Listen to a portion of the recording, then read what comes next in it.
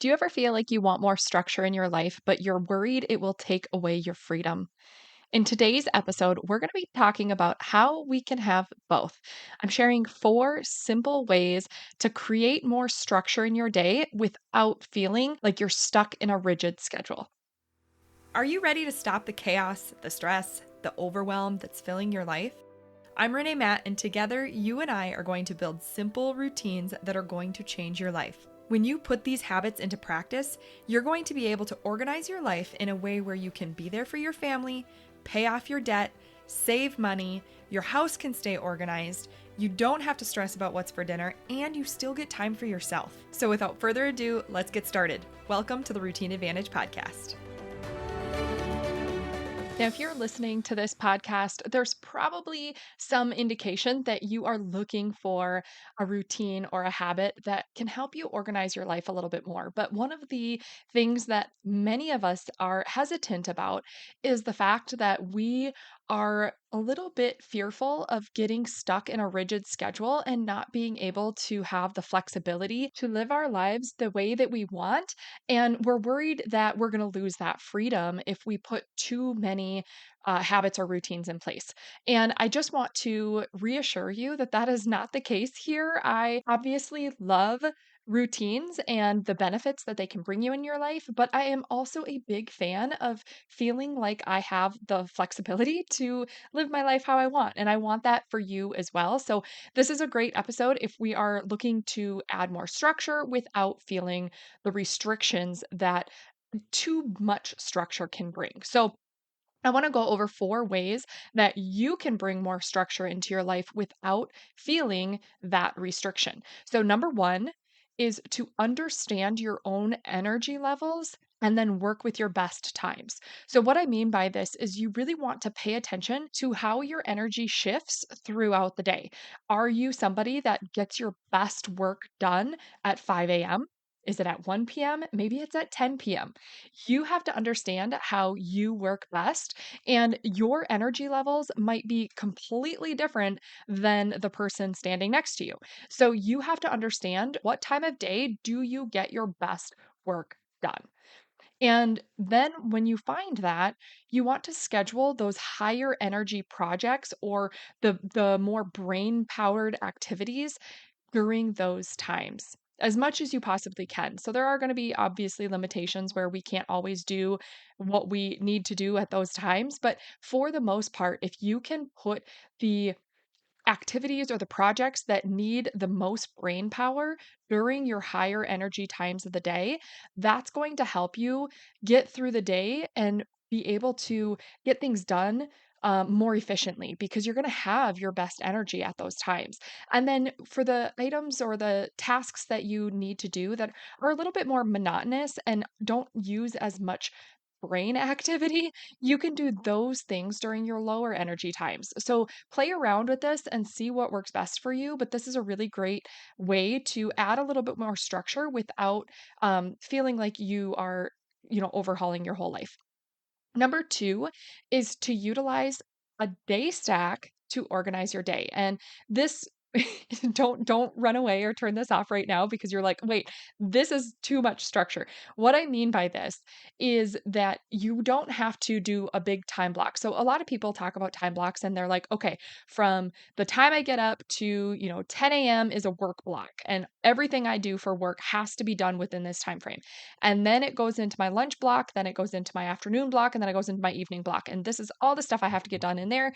And it's just set. And if you miss the time for your work out of your work block, then all of a sudden, like don't have time to get any work done because now the rest of your day is all planned out and you don't have another work block in there unless you schedule it in. That's not what I'm talking about when I'm talking about day stacks or time blocking.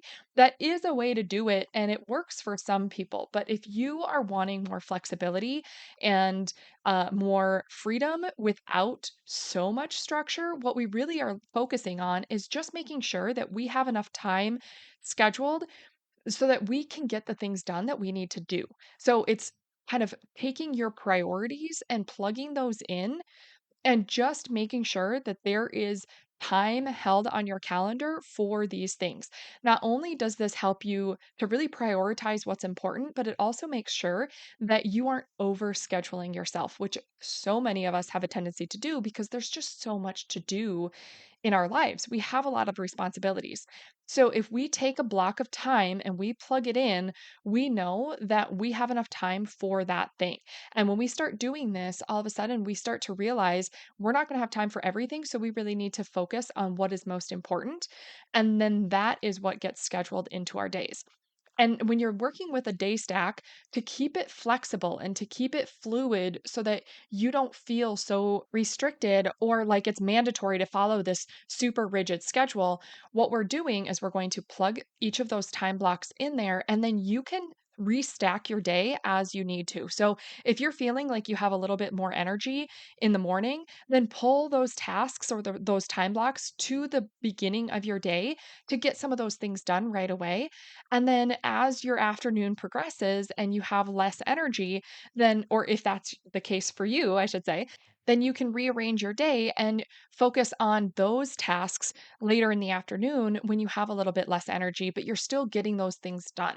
So it allows you to just restack your day as needed. And the other thing too is like, there are times where we're going to have a pretty full day with our little time blocks throughout and stacked amongst our day. But there are also going to be times where we have big open blocks, and that is perfectly okay. And it's actually encouraged to make sure that you don't stack your day super, super full because then it just feels overwhelming. So, if there's any possibility to shrink your routines and to get things done more efficiently, it opens up bigger chunks of time throughout your day to provide more of that flexibility and more of that kind of free time for you to just breathe and go for a walk and do those extra things that are nice and help you feel like you're not just living by your schedule. We don't want to be living by our schedule. We want our schedule to just support the life that we want to live. So, by doing it this way, it allows you to really focus on those priorities while also making sure that you are organizing your day and still having that flexibility. And then number three is to focus on efficiency in your routines. This means you're really going to want to look at what you do and remove any of the fluff. Any of the things that we are unnecessarily wasting our time on. There's a lot of things that we do in our day that we probably kind of extend out or we take too much time doing something and it just ends up becoming more of a habit and we tend to repeat it in the same way and we're wasting a lot of time when we're doing this. So it does take intentionality to be able to look at something that you do repeatedly and to ask yourself, is there anything that I do that I am able to kind of adjust or edit or tweak a little bit so that I can shorten the time it takes to do this task.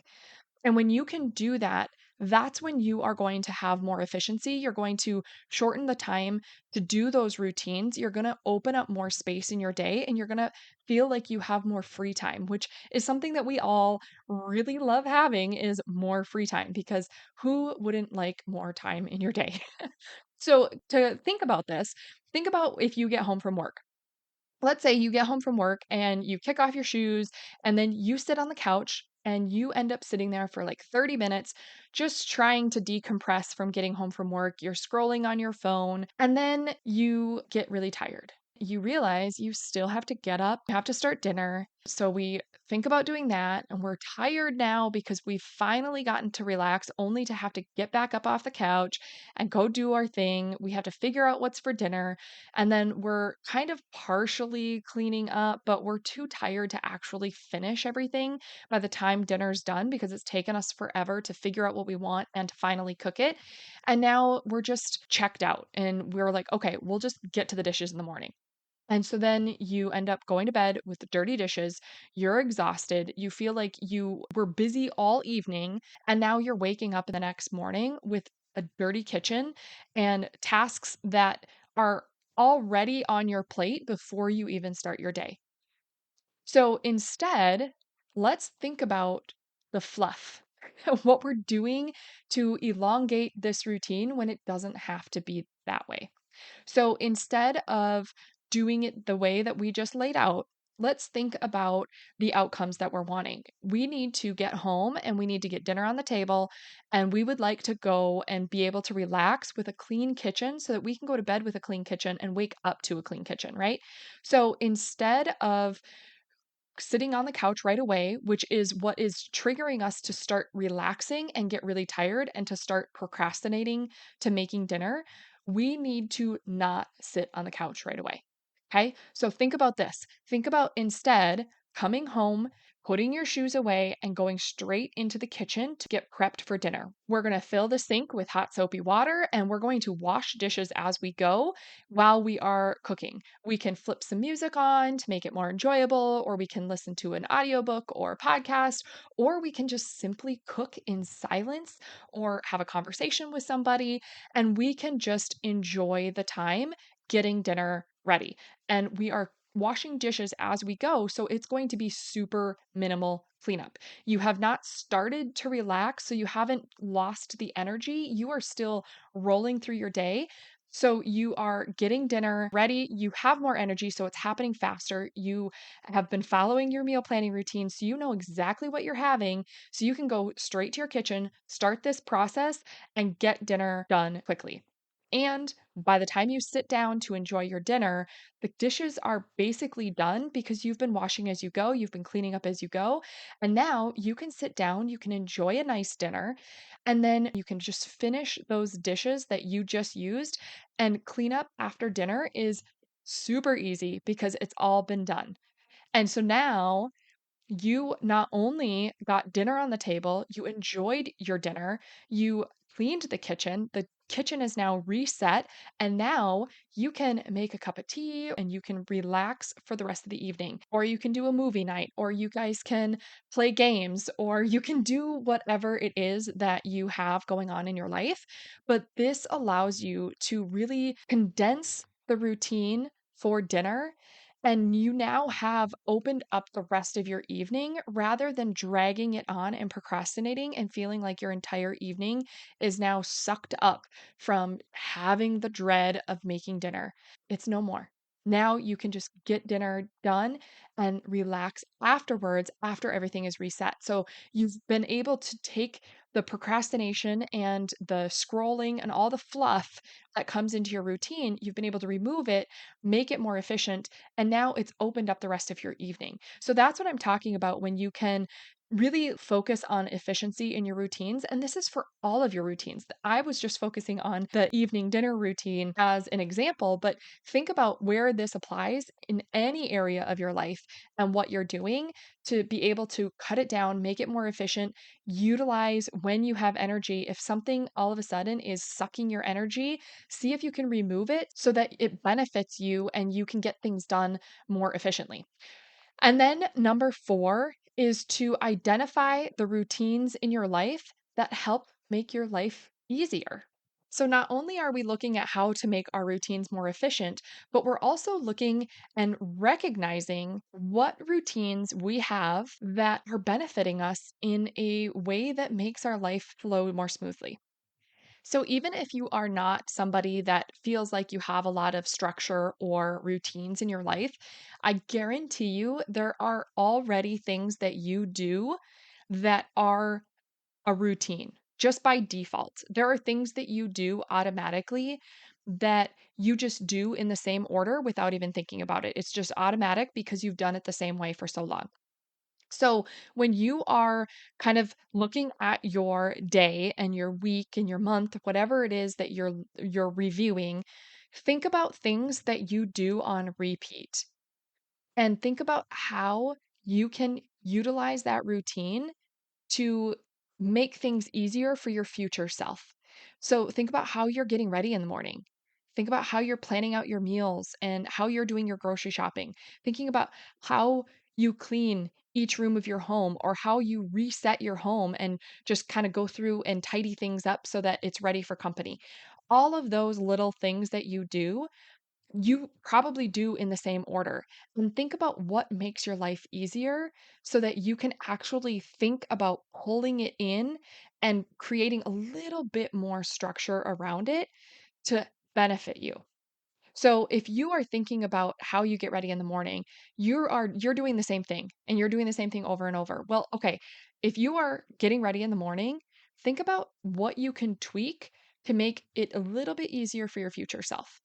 So if you have your morning get ready routine and it always flows really smoothly, but you always get stuck on what you're going to wear, it ends up making you run a little bit later. And then you're trying to make your coffee in the morning. You're running just a little bit late for work and you end up getting rushed. So instead, think about what can make that easier. You're already getting ready for the day. You know you're going to have to get an outfit on. You know you're going to want to make your coffee, and you know you're probably going to be running late to get out the door. So instead, think about how you can make that easier for yourself. If you picked out your outfit the night before so that when you get ready in the morning, you know exactly what you're going to wear.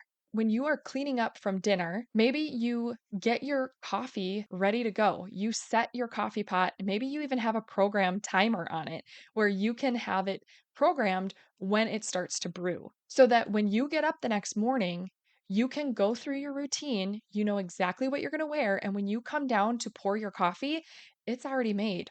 And then you can get ready, pour your coffee, and you can get in your car and get on the road without feeling rushed. How much better will you feel starting your day that way?